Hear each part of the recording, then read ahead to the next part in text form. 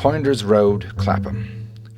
A comfortable, leafy, but otherwise unremarkable corner of South London was home for the most extraordinary collection of Pacific and African artifacts, rivaling in scope perhaps only that of the British Museum.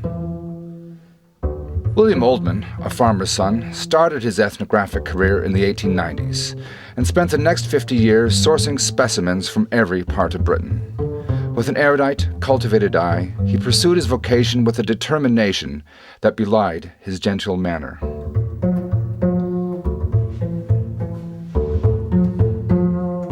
Although he handled African pieces, including important bending works, his great passion was for the Pacific, and in particular, artifacts from Polynesia. One of his favorite areas was the Cook Islands, and he delighted in the sculptural inventiveness of the Rarotonga staff gods.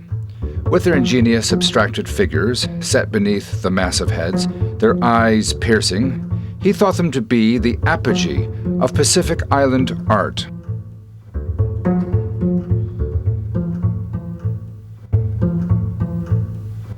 Easter Island provided the collection with many superb pieces, and Oldman maintained that the lifelike portraiture of the wooden figures held visual affinities to Northwest Coast and Arawak carving traditions.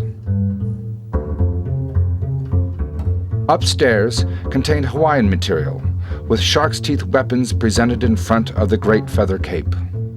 The temple drum, with double rows of 18 acrobatic figures, is the most complex Hawaiian carving extant. The Maori collection was housed in the billiards hall on the ground floor. While having many large-scale works, in its depth it mirrored the English taste for smaller, refined carvings and ornaments. His large collection of treasure boxes, hei tikis, flutes, and other prestige objects also reflected the vagaries of colonial collecting history, of visitors to New Zealand seeking portable curios for easy passage back to Britain. Oldman greatly admired the elaborate carving on his chief's feeding funnels and took delight in pointing out their exquisite scrollwork.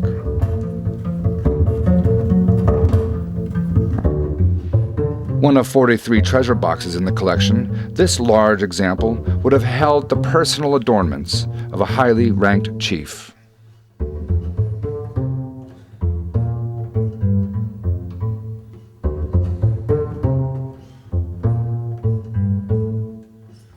Oldman appreciated the delicacy and balanced weight of his ceremonial adze, an object thought to have been brought back to England by Cook. He had several early voyage pieces, and he took great care to preserve their histories.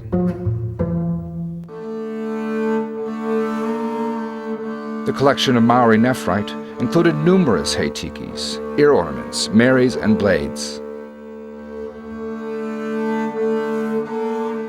This large hei tiki was considered by him to be his finest proportioned example.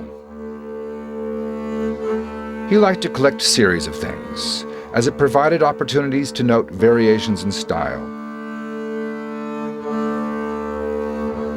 On these puterinos, he observed subtle differences in the presentation of the mask.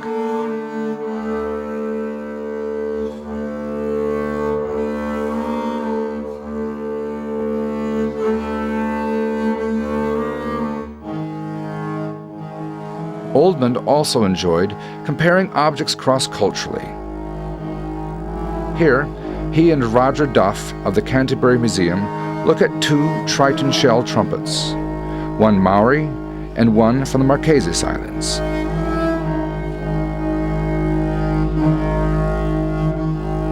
The large adze blade bought from Lord Northesk cost him £100, an astronomical sum for the time.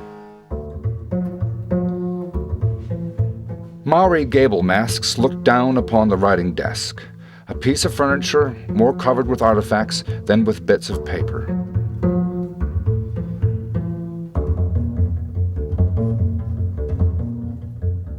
Although never published, the collection contained many Melanesian objects and included a large component from New Caledonia. Vanuatu, The Solomon Islands and the Bismarck Archipelago were additionally well represented. Also not published in the Polynesian Society catalogue was this magnificent Maori canoe prow. It sat in the center of the billiards table, dominating the room as it once did on an 18th century warship.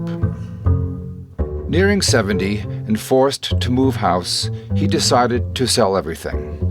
In 1948, New Zealand bought the Pacific Collection for £44,000. A year later, Oldman died.